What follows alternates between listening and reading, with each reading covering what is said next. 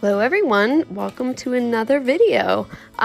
Today I have a time-lapse video for you. It is a commission painting that I'm doing for someone who they're giving it for Christmas.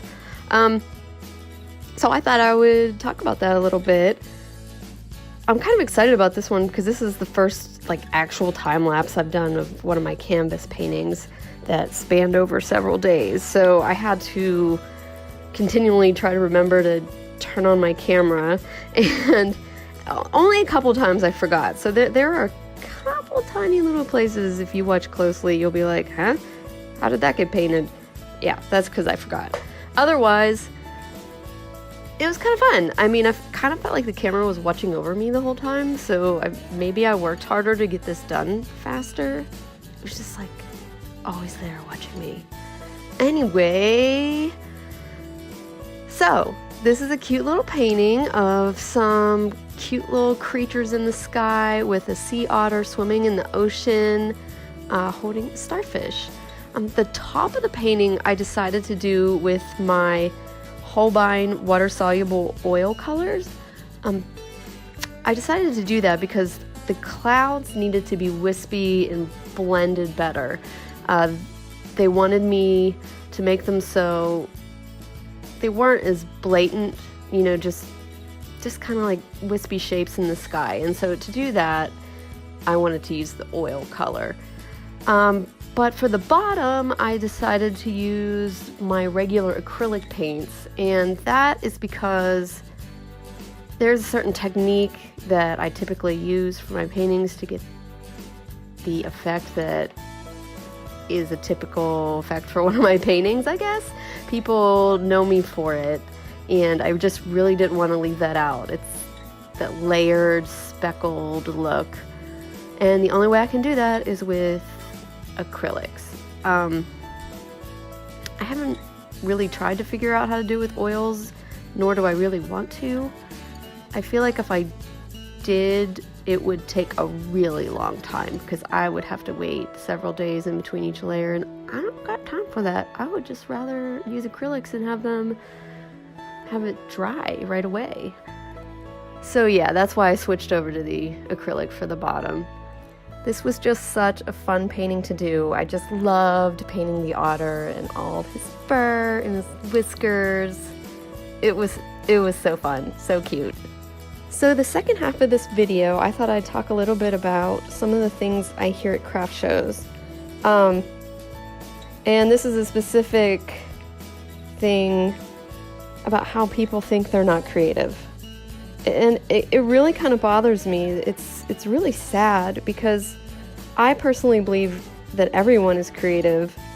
And I'll get to more of that in a minute. But the thing I probably hear the most is, I wish I could be creative. I wish I could do that. I don't have a creative bone in my body. And that's absolutely not true. Every single person is born creative. It just depends how you express it, or, you know, what you're good at. And some people are like, I can't draw a straight line. Well, first off, I can't draw a straight line either. If I want to draw a straight line, I'm going to use a ruler. Okay, so don't use that argument with me. But like, everyone's creative.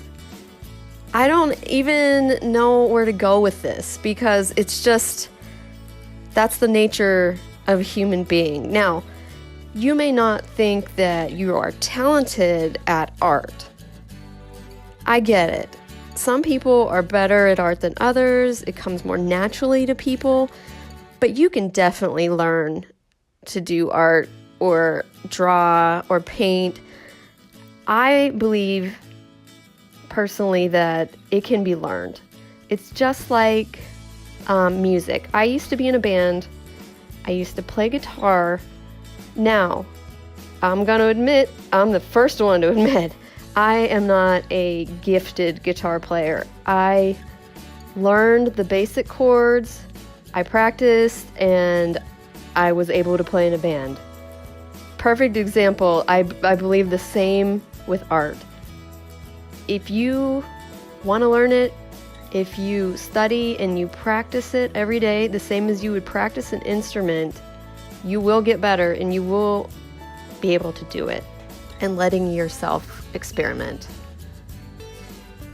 Like when we were kids, we didn't think about it. We just got our crayons and our markers and we would just draw whatever we felt like.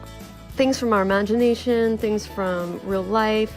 We didn't care if the colors were right. We didn't care if it looked good because we thought it looked good, and it probably did look good. I mean, something happens when we grow up and we just kind of lose that freedom we used to have. We think we're not good at it. We're afraid what other people think. And so, I don't know. I just would encourage you to go back to your way of thinking as a child. If you want to draw something, if you want to paint, if you think you're not good enough, you are good enough and you can do it. Set aside time to practice, let it go.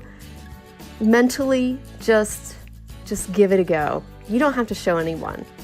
And just let it be a therapy, let it be fun, let it be whatever you want it to be. So I hope this was encouraging to you.